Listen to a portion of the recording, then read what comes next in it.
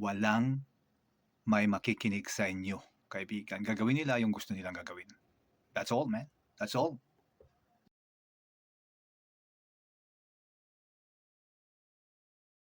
Yo mga kaibigan, sa lahat ng mga nahalal na mga politiko ngayon dyan sa Pilipinas, maniwala kayo kaibigan. Walang may makikinig sa inyo, kaibigan. Gagawin nila yung gusto nilang gagawin. That's all, man. That's all.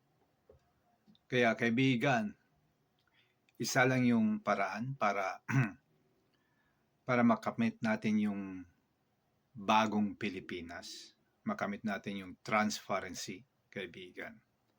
Magpasa ng bill na transparency bill para sa mga budget ng mga politiko.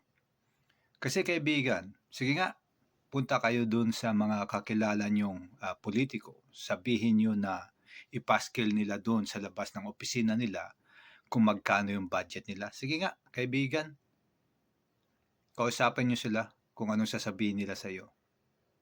Ha? Umalis ka sa harap ko. Yan ang sasabihin nila sa iyo, kaibigan.